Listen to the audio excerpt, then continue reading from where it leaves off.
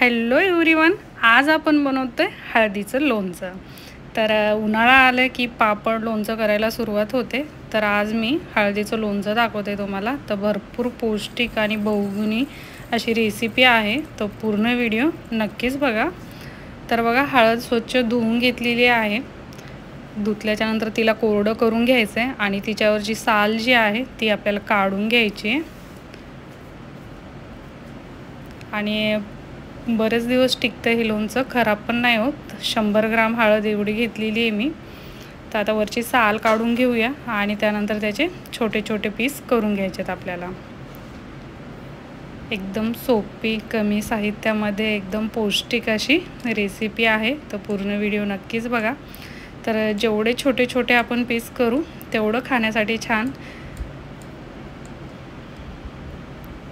तर एकदम छोटे पातळ पातळ पीस करून घेतलेले आहेत बघा। आणि मसालाही खूप कमी लागणार आहे, फक्त आपल्याला मोहरी, मिरची, मीठ आणि लिंबू लागणार आहे। तर मोहरी जी आहे तर 2 चम्मच मोहरी इतकी आपण थोडीशी वाटून घ्यायची आहे। आणि फोडणीला पण लागणार आहे, तर 2 चम्मच मी मोहरी घेतली आहे।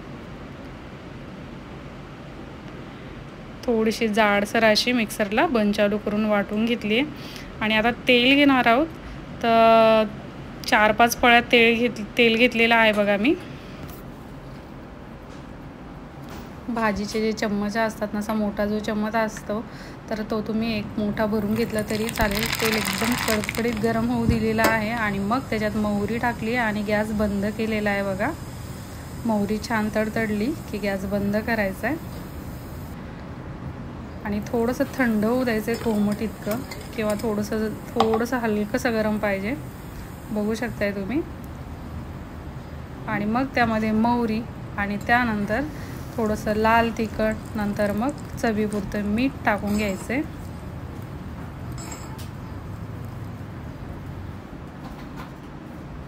आता हे सारण व्यवस्थित एकदम पूर्ण थंड झालं की मग आता हळद कट केलेली आपण ती घ्यायची आणि त्याच्यावर पूर्ण सारण टाकून घ्यायचं आहे।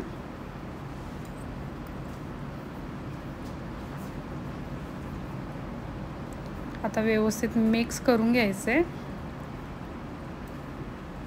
तर बघू शकताय तुम्ही, कलर किती छान दिसत आहे, तसंच खाण्यासाठी पण छान आहे आणि पौष्टिक पण आहे।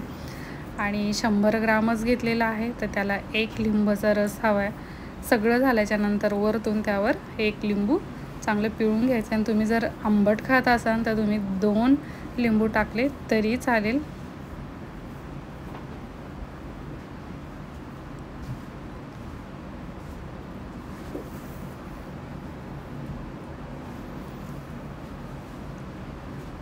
तर एक छानपैकी अशा काचेच्या भरणीमध्ये किंवा छोट्याशा डब्यामध्ये तुम्ही आता हे ठेवू शकता आणि लागेल तसं खायला घेऊ शकता। तर नक्कीच करून बघा रेसिपी। आता व्यवस्थित सर्व मिक्स करून घ्यायचे आणि रेसिपी जर आवडली तर लाईक करा, जास्तीत जास्त शेअर करा आणि चॅनलवर जर नवीन असाल तर सबस्क्राईब करा।